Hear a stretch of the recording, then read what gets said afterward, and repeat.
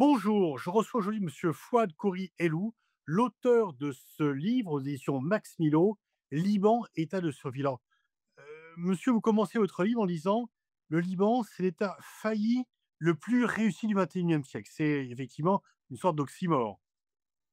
Oui, absolument. Bonjour et merci de me recevoir. Effectivement, le Liban a un paradoxe, c'est la réussite individuelle et l'échec collectif. Les Libanais, à titre individuel, et puis la société civile libanaise est très dynamique au plan culturel, social, économique. Les Libanais s'en sortent relativement, encore qu'il y a quelques années, ils ont connu une crise économique phénoménale. Mais grâce à la diaspora, ils se sont un peu remis sur leurs pieds. Et puis lorsqu'ils vont en diaspora, ils s'en sortent aussi. Donc à titre individuel, ils essayent de s'en sortir. Mais c'est un peuple qui évolue sans État depuis des décennies. Alors, sans État en forçant un peu le trait, vraiment les dernières années, jusqu'à il y a 4 ou 5 mois, l'élection d'un président et la nomination d'un premier ministre, nous étions sans président, quasiment sans gouvernement, voilà, avec un État très approximatif.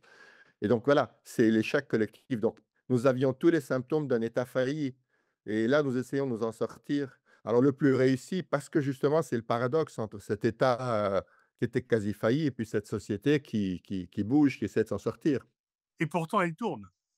Et pour elle essaie de tourner, de retomber sur ses pieds. Mmh. Alors vous dites aussi qu'au début, à la création, du Liban, c'était pas une zone neutre, mais une zone tampon par excellence qui absorbe continuellement les chocs et les conflits. Oui, absolument. Une zone neutre serait à l'écart des conflits, serait en quelque sorte l'endroit où les autres protagonistes se sont dit: «On va laisser cette zone, tranquille, ce sera une zone où personne n'ira et de fait, elle sera neutre». Et le Liban, c'est le contraire, ça fait 200 ans déjà que nous avons le même cycle de crise, c'est un peu la thèse du livre, c'est que ça fait 200 ans que nous revivons la même crise. Tous les 25, 30 ans, on casse tout et on recommence, c'est malheureux, mais et puis ça obéit à un mécanisme qui est très simple sans être simpliste, c'est des divisions internes entre communautés. Alors les communautés religieuses sont des identités politiques au Liban, hein. Il y a 18 communautés religieuses, chacune quasiment, vous pouvez ne pas être très croyant, hein, ou pas très pratiquant, mais votre identité, elle est très marquée au plan sociopolitique. Donc vous avez ça et donc des divisions, des rivalités internes et autour de ça, vous avez des puissances externes qui viennent, ben, essayer de tirer les marrons du feu. Alors qu'est-ce que ça donne depuis 200 ans? C'est une succession, d'interventions extérieures. Les Ottomans, les Français, les Anglais, les Américains, les Soviétiques, les Iraniens, les Israéliens, les Syriens. On n'a pas arrêté, ça et là, nous sortons d'un cycle un peu violent et nous espérons, ben, aller vers autre chose. Et donc voilà, c'est un peu l'histoire de ce pays qui est une zone tampon et non pas une zone neutre, parce qu'il est toujours au confluent. C'est le tampon entre plusieurs rivaux. Pendant pratiquement toute la guerre du Liban, nous étions le tampon entre Israël et la Syrie, hein, de Mmh. 1975 à 2005. Puis nous sommes devenus plus tard, la Syrie s'est retirée, il y a eu le Hezbollah et donc les Iraniens. Et d'un autre côté, il y avait les Américains qui avaient une influence, qui n'ont pas cessé d'en avoir. Donc nous étions un tampon entre l'Amérique. Ce que vous expliquez très bien dans votre livre, qui fait effectivement un survol historique très réussi de l'histoire du Liban. Ce qui est moins connu, parce que les Français notamment connaissent plus l'histoire récente parce qu'on en parle beaucoup. Ce qui est quand même moins connu de beaucoup de Français, c'est que le Liban aussi a payé un tribut très lourd à la Première Guerre mondiale. Absolument. Il y a eu une famine phénoménale au Liban. Bah, le Liban était là encore, quasiment sur la ligne de front parce qu'il y avait une guerre entre, les Ottomans et les Alliés qui étaient en gros, les Ottomans étaient en Palestine et les Alliés dans le Sinaï et en Égypte. Et puis le Liban, c'était déjà à l'époque un endroit où il y avait eu beaucoup d'interventions internationales au 19e siècle. Nous avions un statut un peu particulier qu'on appelle la Mutasarrifat et en fait, c'était un peu un condominium entre Français et Anglais et Ottomans. Donc, c'était identifié par les Ottomans comme une zone un peu délicate. Donc, il y a eu un blocus un peu de tout le monde. Les Ottomans ont fait blocus, la flotte anglaise a bloqué toute la Méditerranée. Les Français ont essayé un peu d'envoyer des aides, mais ça n'a pas trop donné de résultats. Et en définitive, vous aviez cette région qu'on appelle le Mont Liban, qui est le Liban central, et ça varie selon les estimations, mais selon certaines estimations, on a jusqu'à un tiers de morts, et la famine était Mmh. partout. Il y a des photos, il y a Mmh. des c'est documenté. On C'est n'en parle énorme, pas, c'est énorme. Mmh. c'est Effectivement, colossal. c'est quand même, un épisode caché de l'histoire, masqué de l'histoire.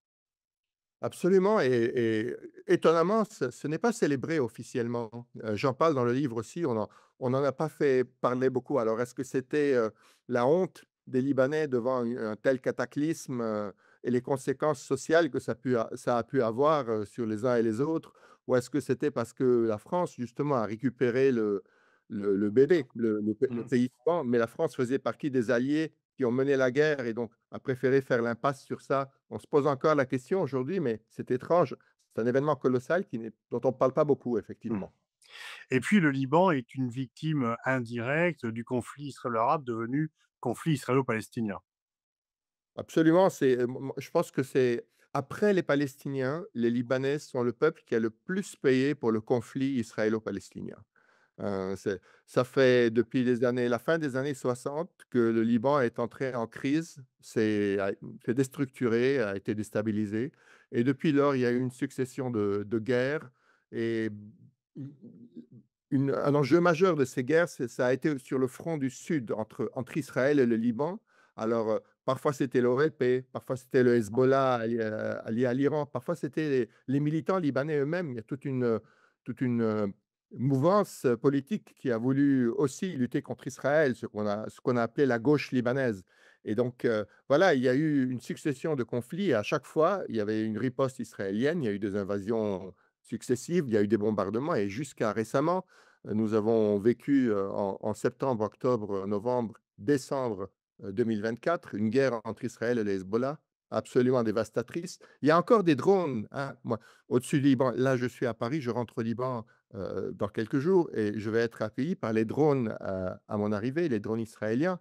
Et puis, c'était une guerre avec une domination technologique telle que les Libanais, il y a probablement un trauma collectif libanais aujourd'hui, c'est que nous avons perdu le contrôle de notre destin, nous nous sentons surveillés en permanence et donc voilà, il y a un peuple qui est extrêmement fatigué, la vérité, et qui veut absolument que ça cesse et donc Vous voilà. parlez d'ailleurs après l'effondrement de 2019, vous parlez dans votre livre, d'une pauvreté multidimensionnelle dans lequel plus de 80 de la population a été jetée.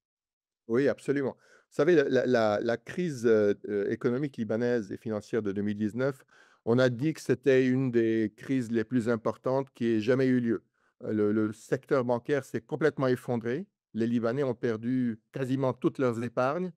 Heu, pour vous donner une idée, un compte en banque alors tous les comptes en banque étaient bloqués. Vous pouviez avoir l'épargne d'une vie, l'équivalent de 100 000 ou 200 000 € en banque et vous pouviez à peine retirer 200 € par mois.